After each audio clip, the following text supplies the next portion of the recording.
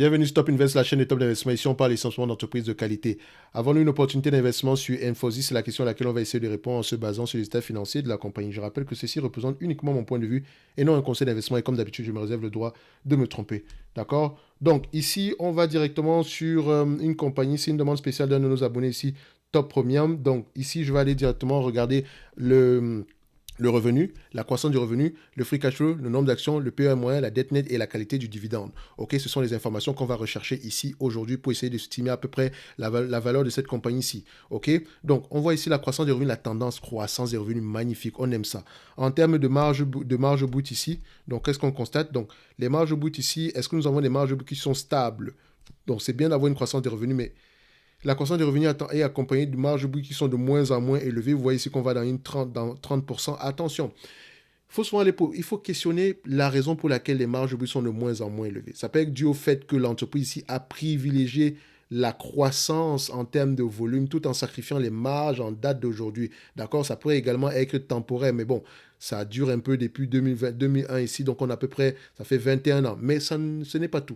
Ça peut également être le fait qu'on rentre dans des secteurs d'activité, des segments d'activité où les marges sont moins élevées, mais la taille, les volumes plus élevés. Donc, d'accord, il faut faire attention. Ça peut être une stratégie du management. C'est pas forcément mauvais. On peut avoir des marges brutes qui diminuent, mais est-ce qu'on a des marges EBITDA qui restent stables?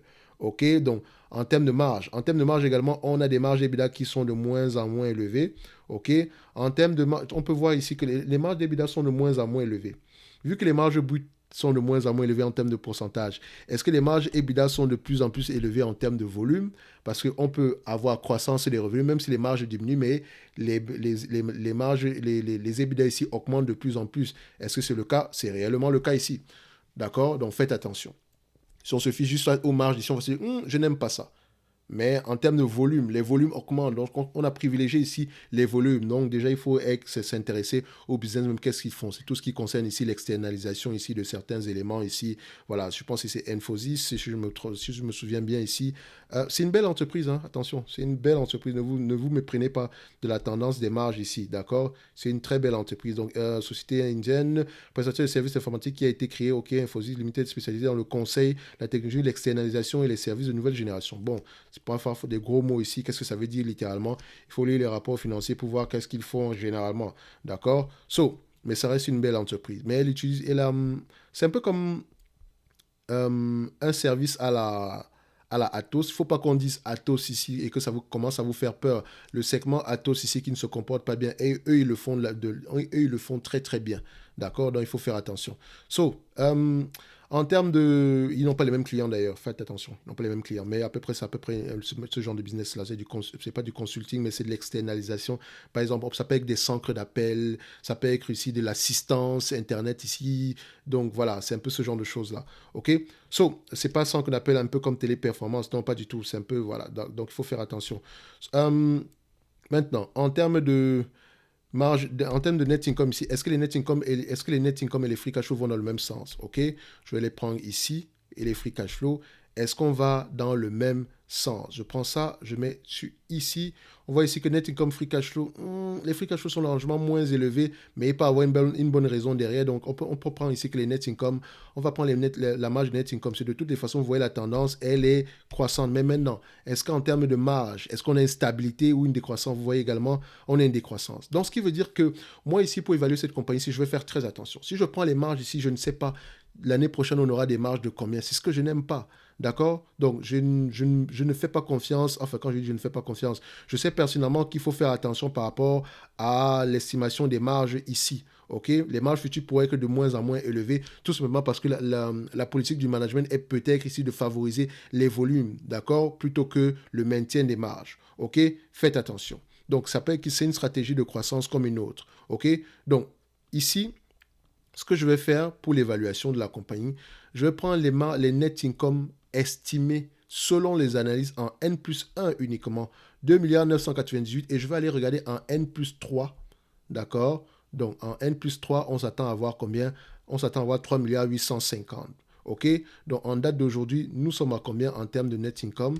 Net income, en date d'aujourd'hui, nous sommes à 2,980.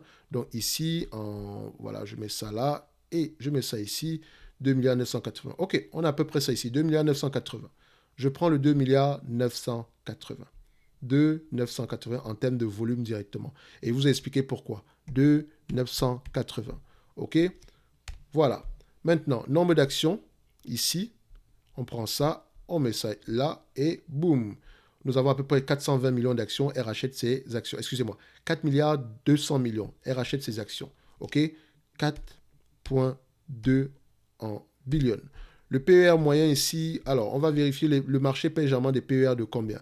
Alors ici, price to earning, je mets ça sur les 12 derniers mois ici, je compare, je mets la médiane, ok. Donc, ça me donne à peu près, le marché paye 25 fois les bénéfices ici. Sur les 20 dernières années, on a 21 fois les bénéfices. Sur les 10 dernières années, on a 20 fois les bénéfices. Sur les 5 dernières années, on a à peu près 25 fois les bénéfices. Donc, attention. Si je dois prendre 3 hypothèses, si je dois prendre 20, 22, 25, d'accord? N'oubliez pas également que quand les taux d'intérêt augmentent, les multiples auront tendance à diminuer. Donc, il ne faut pas prendre les PER de 25 ici sans avoir ce, comment dire ça, en négligeant totalement ce risque d'augmentation des taux d'intérêt là.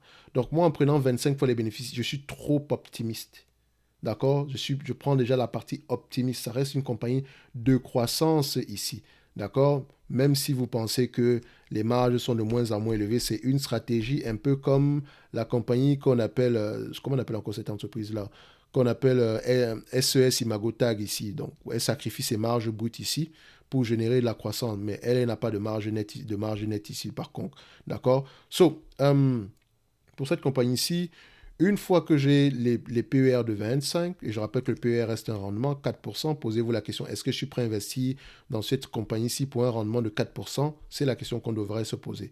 Donc, en termes de dette nette ici, qu'est-ce qu'on obtient? Dette, voilà. Est-ce que la dette nette ici augmente ou bien diminue? On voit si on a du cash net. Donc, on n'a pas de dette. On a 1,5 milliard de cash net ici. OK? Donc, on peut faire l'évaluation de la compagnie ici en date d'aujourd'hui. Je rappelle que le lien vers la top newsletter gratuite qui vous donne ici droit à l'accès, qui vous donne ici accès à des analyses sectorielles, d'accord, et dans la description de la vidéo, ainsi que le Discord de la chaîne. N'oubliez pas également que le service Top Premium, vous pouvez demander des analyses quantitatives. Les liens sont également dans la description de la vidéo et je vous présente chaque mois 2 entreprises qui me paraissent sous-évaluées avec des notes d'analyse, d'accord. On revient ici pour terminer cette vidéo-ci et on ferait 2 milliards 980 millions ici, multiplié par 25 fois les bénéfices. Je laisse le cash net. Il y en a, etc. Je pense même pour ceux qui veulent. Hein. Il y a du cash net ici. On va le laisser comme ça. Ça ne va pas changer grand-chose. Divisé par le nombre d'actions ici, on a à peu près 4 milliards 200 millions d'actions. Divisé par 4 milliards 200 millions d'actions ici, on a à peu près une valorisation aux alentours de 17 $ l'action. 17,73. D'accord? Donc, 17,73. OK? Ça aurait même pu faire 18 ici, peut-être si on avait pris la dette nette ici. Donc, je vous laisse aller prendre la dette nette ici, ça ne va pas changer grand-chose. OK? Donc, ici, OK? Vous constatez qu'à 25 fois les bénéfices, cette entreprise devrait s'échanger au prix actuel. Donc, le prix actuel est correct.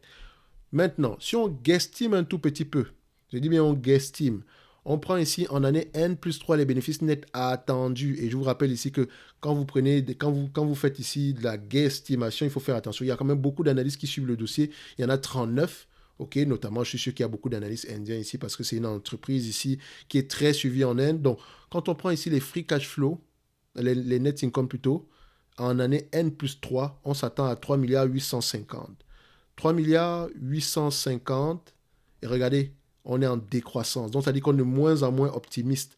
D'accord? Donc, il faut faire attention. La pente également est importante. Donc, multiplié par 25 fois les bénéfices, divisé par le nombre d'actions, 4 milliards 200, 4 milliards 200, nous avons à peu près 23 $ l'action. Donc, techniquement, même si on va en 2023 ici, en 2026 ici, on ne devrait pas payer plus que 23 $ l'action ici. Donc, ce qui me fait dire ici que si je veux réellement, en payant l'entreprise en date d'aujourd'hui, je ne prends pas en considération une éventuelle croissance, mais je ne m'attends pas également à quelque chose d'accès exceptionnel dans le futur. D'accord? Je peux avoir 23 divisé par 19 ici, ça donne ici 1,21, exposant 0,3 ici, ça donne ici à peu près 6% de croissance ici en moyenne, plus le dividende ici, on va se retrouver à peu près à 8. Donc, ça peut être assez correct. Donc, au prix actuel, je ne surpaye pas pour la croissance. pour Infosys. Je ne surpaye pas pour la croissance. Donc le prix actuel est correct et ça n'inclut pas une éventuelle croissance future. Mais attention, n'oubliez pas qu'on a pris des PER de 25. Même si le marché paye généralement 25 fois les bénéfices ici, il faut faire attention. OK? Mais ça reste assez correct. Au pire des cas, on va récupérer il y a de fortes chances qu'on récupère nos sommes de départ ici. Donc, je ne vais même pas parler de dividende parce que ce dividende-là, il est safe. OK? À 25 fois les bénéfices, on trouve à peu près le prix actuel. Donc, ça représente à peu près 4% de rendement. Ce dividende-là, il est safe. Et il y a de fortes chances qu'il continue à augmenter. Je pense que c'est une entreprise qui a l'habitude de verser un dividende assez stable et croissant dans le temps. OK? Donc, ceci n'est que mon point de vue et non un conseil d'investissement. Et comme d'habitude, je pourrais également me tromper. Et je me réserve d'ailleurs le droit de le faire. Donc, si cette compagnie-ci vous intéresse, lisez vos rapports financiers. Ça peut être une compagnie assez intéressante. Si vous avez vu, c'est la première fois que depuis qu'on analyse une entreprise qu'on trouve, d'accord, on parle d'une entreprise qui a une croissance des revenus assez élevée, une diminution ici de la marge brute, une diminution ici des marges des net income ici, une diminution ici des marges d'EBITDA ici, mais pourtant en termes de volume, les net income augmentent, les marges EBITDA les net income augmentent ainsi que les EBITDA augmentent. Ok, donc vous voyez ici que la stratégie de l'entreprise ici qui essaie de sacrifier les marges brutes ici n'impacte pas, impacte positivement ici les bénéfices nets par action. Parce qu'à la fin de la journée, les bénéfices nets par action, c'est ce qui compte. Ça augmente de plus en plus, oui ou non? Ici, quand on regarde, les bénéfices nets par action augmentent de plus en plus alors qu'on a une dilution de plus en plus élevée. Quand je dis une dilution, on a des bénéfices nets par action, on a des marges de bénéfices nets de moins en moins élevées. D'accord? Donc, faites attention. Parfois, il faut prendre l'entreprise ici dans sa globalité. D'accord? Il ne faut jamais prendre les ratios ici de manière isolée. Tous les ratios ici, quand vous les prenez, quand vous les mettez ensemble, ça peut raconter une histoire totalement différente que si vous les avez, si vous les avez pris de manière séparée. OK? So, on va se donner rendez-vous sur la prochaine vidéo et d'ici là, portez-vous bien. Merci.